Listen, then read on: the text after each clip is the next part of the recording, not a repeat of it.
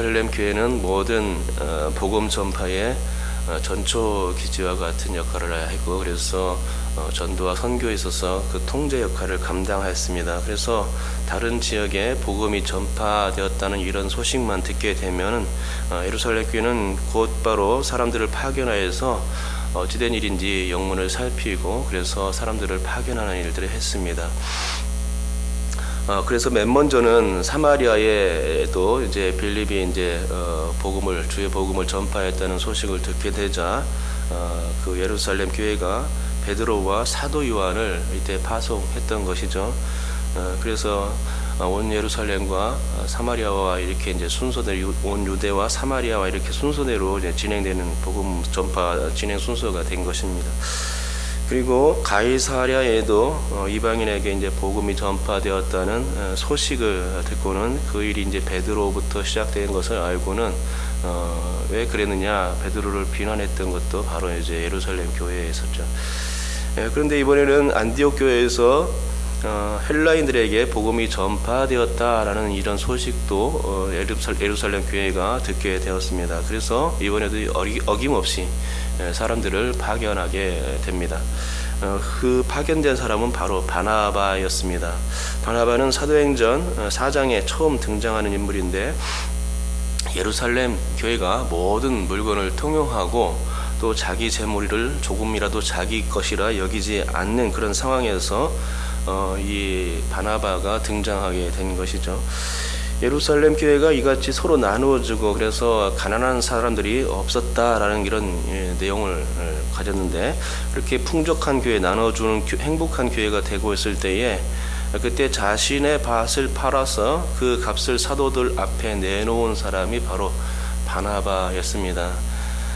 이때 사도들은 이런 바나바의 착한 행동을 보고는 바나바라고 이제 불러 주었습니다. 바나바라는 말의 뜻은 위로의 아들이라는 뜻인데, 그만큼 바나바는 사람들을 위로하고 권면하는 일, 이런 일을 했던 사람이죠. 그렇기 때문에 사도들에게서 바나바라는 이름을 듣게 된 것입니다.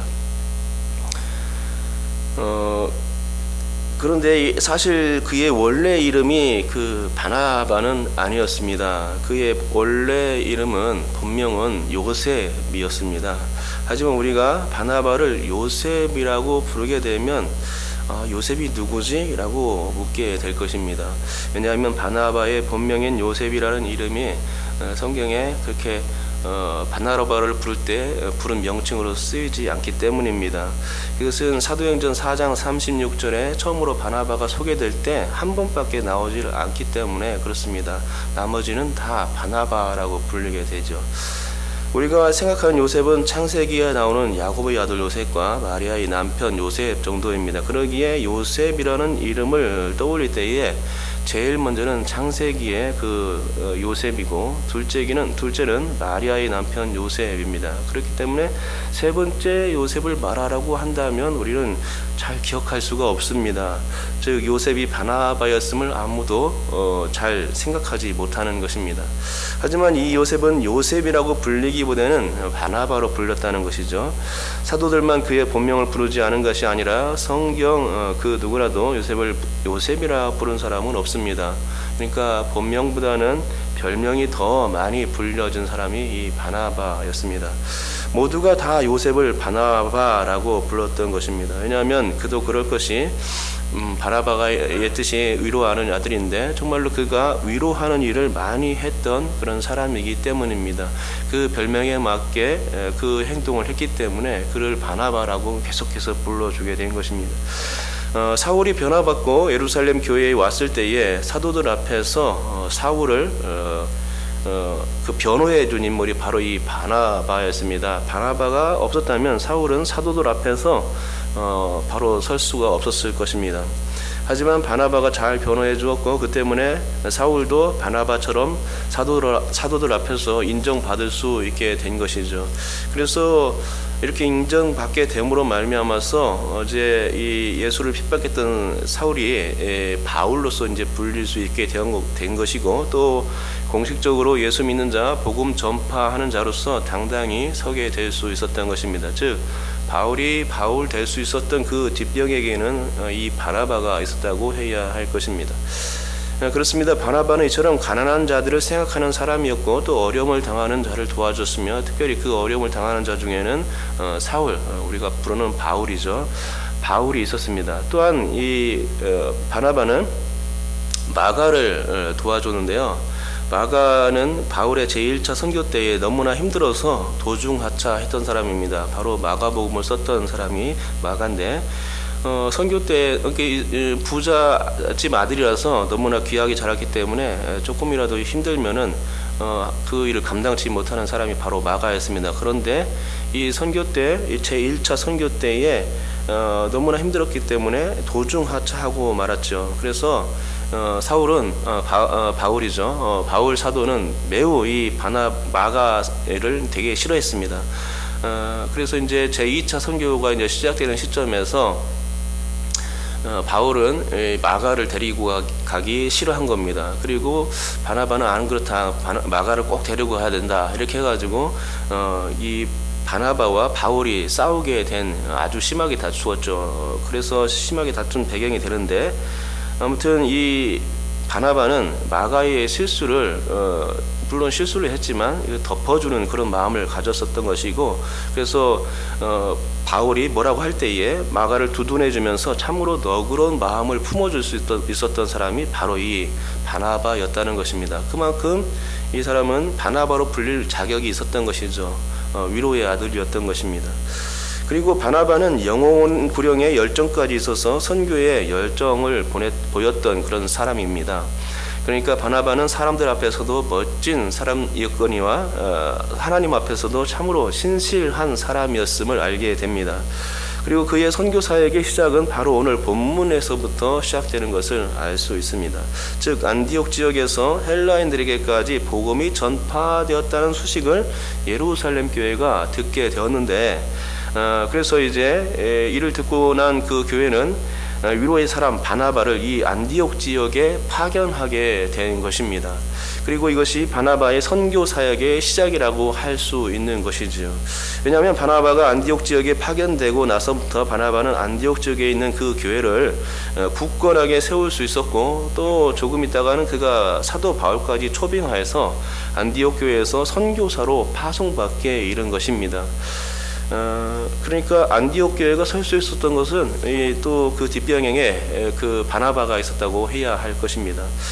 그러니까 우리가 이를 통해서 알 수 있는 것은 복음 전파에 대해 관한 것인데, 그 복음 전파는 파송이 먼저 중요합니다.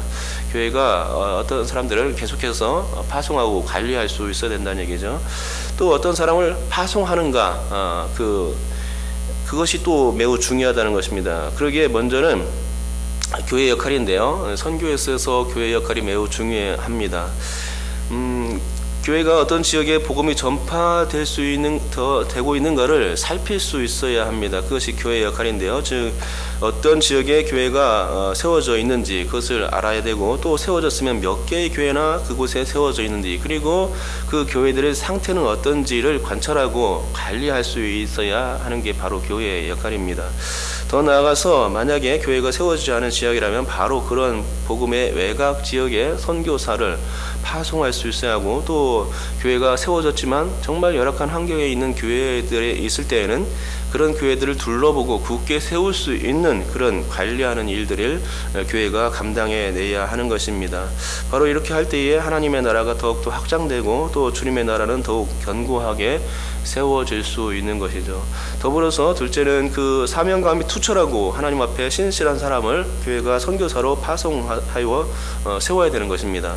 즉 선교사의 자격 문제인데, 선교사의 자질 문제는 선교의 열매와 또 성과로 직결되는 문제이기 때문에 매우 중요한 일이라 생각합니다. 그래서 선교사로 파송되는 사람은 남다른 사명감과 함께 주님을 사랑하는 마음이 있어야 되고, 또 영혼을 사랑하는 마음, 영혼을 사랑하는 그 긍휼의 마음이 충만해야 하는 것이죠. 교회가 이런 사람을 뽑아서 파송해야 하는 것입니다. 사실 바나바 같은 사람이 안디옥에 파견되었기 때문에 초대교회 하면 우리는 생각나는 것이 바로 유대인 지역의 예루살렘 교회와 이방인 지역의 안디옥 교회를 생각하게 되는 것이죠. 이 두 교회가 유대인과 이방인 사이에 두 그 초대교회의 두 축을 이루었던 것을 알게 됩니다. 즉 안디옥 교회가 그토록 유명해질 수 있었던 것은 바나바의 숨은 노력이 있었기 때문인 것입니다. 한 개인의 열심과 노력이 있었기 때문에 그만큼 안디옥 교회가 힘을 얻을 수 있었던 것이고 주의 복음을 전파하는 그 중심에 있었던 것을 깨닫게 됩니다. 그렇기 때문에 이 바나바의 사역을, 그의 노력을 절대로 과소평가할 수 없는 부분이라 하겠습니다. 제가 바나바가 어떤 사람이었는지를 말씀드렸는데 안디옥 지역에 파송된 바나바는 역시 위로의 사람이었습니다. 그것을 증명해 주는 구절이 바로 23절입니다. 함께 우리 읽도록 하겠습니다. 23절 읽습니다. 시작. 그가 이르러 하나님의 은혜를 보고 기뻐하여 모든 사람에게 굳건한 마음으로 주와 함께 머물러 있으라 권하니. 아멘. 안디옥 지역에서의 바나바의 모습은 유대인과 이방인을 가리는 모습이 전혀 아니었습니다. 보통 유대인들은 할례받은 유대인과 할례받지 못한 이방인들을 구별합니다. 할례를 구원의 표지로 생각하는 유대인들에게는 이렇듯 이방인들과 자신들을 뚜렷하게 구분하고 나누는 것이 아주 그런 자연스러운 반응이었습니다. 하지만 바나바는 그렇게 하지 않았다는 것이죠. 바나바조차도 그렇게 할 가능성이 있었지만 그는 그렇게 하지 않았습니다. 그러기에 바나바는 역시 이 유대인 지역이 아닌 그 헬라 지역에서 복음을 전파할 때 안디옥 그 지역에서 역시 이방인들을 사랑하고 헬라인들을 사랑하는 그 마음을 품었던 사람이고, 그래서 역시 그런 위로의 사람이라고 부를만 했던 것이죠. 그러기에 제가 생각하기에는 이런 바나바와 같은 사람이 교회에 한 사람만 있다면 그 한 사람 때문에 교회는 그 분위기가 완전히 달라지고 또 그 한 사람 때문에 교회가 또 부흥의 척도를 걸을 수 있는 그런 기회가 된다고 봅니다. 여러분께서 그런 사람이 될 수 있기를 축복합니다. 그리고 실제로도 바나바는 안디옥 교회를 쇄신하고 부흥시키는데 아주 일조했음을 좀 알게 됩니다. 24절입니다. 우리 함께 24절을 읽겠습니다. 바나바는 착한 사람이요 성령과 믿음이 충만한 사람이라 이에 큰 무리가 주께 더하여 지더라. 아멘. 바나바가 이제 파송되니까 그 안디옥 지역의 그 교회가 좀 처음에는 좀 약했겠죠. 그러나 이 바나바가 파송됨으로 인해서 그 안디옥 지역의 교회가 더욱더 굳건하게 세워지고 큰 무리가 예수 믿는 사람들이 더욱더 많아졌다는 것입니다. 든든하게 세워지는 그 교회의 모습을 볼 수 있습니다. 즉 안디옥 교회가 크게 부흥한 것인데요. 그런데 이상한 것은 이 9절에서 24절에서 안디옥 교회가 부흥했다, 큰 무리가 더했다 이런 내용보다는 우리가 이 구절에서 강조하고 있는 것이 오히려 바나바에게 집중되는 것이 아닌가, 그렇게 착각을 일으킬 정도라는 것입니다. 왜냐하면 앞부분에 바나바에 대해서 소개하고 있는 부분이 장황하게 길기 때문입니다. 즉 바나바를 칭찬해도 이렇게까지 칭찬할 수가 있을까라고 생각하게 만드는 것이죠. 성경은 입에 침이 마르기까지 이 바나바를 칭찬합니다. 어떻게 칭찬합니까? 바나바는 착한 사람이라는 것에서부터 칭찬이 시작되는 것이죠. 거기다가 하나씩 보태지는데 착한 사람에다가 성령이 충만해지고, 착하고 성령이 충만한데 거기다가 믿음이 충만한 사람이었다라고 이렇게 바나바를 칭찬하는 것을 볼 수 있습니다. 참으로 대단하지 않습니까? 바나바가 그렇게 참 훌륭한 사람이었다는 것이죠.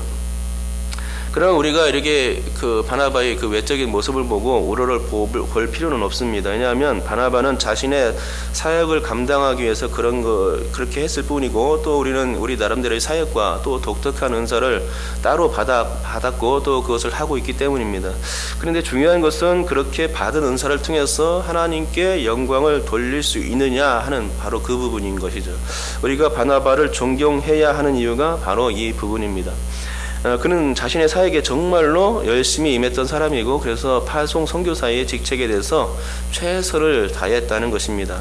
그 자신의 은사를 최고로 발휘하여서 선교 사역을 감당했던 것이죠. 그렇기에 그를 칭찬하는 이야기가 성경에 이렇게 기록된 것이고, 하지만 여러분 재능과 은사가 있음에도 불구하고 그것을 한 달란트 받았던 사람처럼 감추어 두었다면 그것은 하나님께 정말로 의미 없는 은사요 재능일 것인데, 따라서 그런 사람이 바나바였다면 성경에서 그를 굳이 칭찬할 필요가 없었을 것입니다. 하지만 성경은 분명히 그를 칭찬하고 있고, 왜냐하면 그것은 그가 열심으로 자신의 재능과 은사를 발휘했고, 그래서 교회를 크게 부흥시켰기 때문인 것이지요. 그렇습니다. 오늘은 두 가지를 알아보았습니다. 그 두 가지 중 첫째는 선교사를 파송하는 교회의 역할, 이것이 중요하다는 것이고, 또 둘째는 파송 선교사의 자질과 역할, 그리고 책임 문제입니다. 이 두 가지가 온전히 이루어질 때에 하나님의 나라는 더욱더 확장될 수가 있는 것이고, 또 주님의 나라는 성큼 다가올 수가 있습니다. 맞습니다. 우리 교회가 이제 캄보디아 단기 선교를 앞두고 있는데, 비록 단기 선교이지만 이를 통해서 우리는 신월 중부 교회의 역할을 다시금 선교하는 교회로서의 그 역할을 확인하게 되는 것입니다. 또한 파송되는 단기 선교 대원들의 자질과 역할과 책임의 부분에 대해서도 우리는 얘기를 꺼낼 수 있게 된 것이죠. 그러기에 바라는 것은 우리 교회가 계속해서 이 선교 사역을 감당하고 또 좋은 선교사들을 계속해서 파송할 수 있어야 되겠습니다. 그리하면 이 일을 통해서 파송되는 그 지역에 하나님 나라가 굳건히 세워질 수 있을 것이고, 또 주님께서 기뻐하시게 될 줄 믿습니다. 그런 의미에서 이번 캄보디아 단기 선교가 우리 교회의 역량과 선교사의 역량이 잘 발휘될 수 있는, 그래서 주님을 영광스럽게 하나님을 영화롭게 할 수 있는 그런 선교가 될 수 있기를 위해서 여러분께서 기도해 주시면 감사하겠습니다. 기도하겠습니다. 하나님 아버지 감사합니다.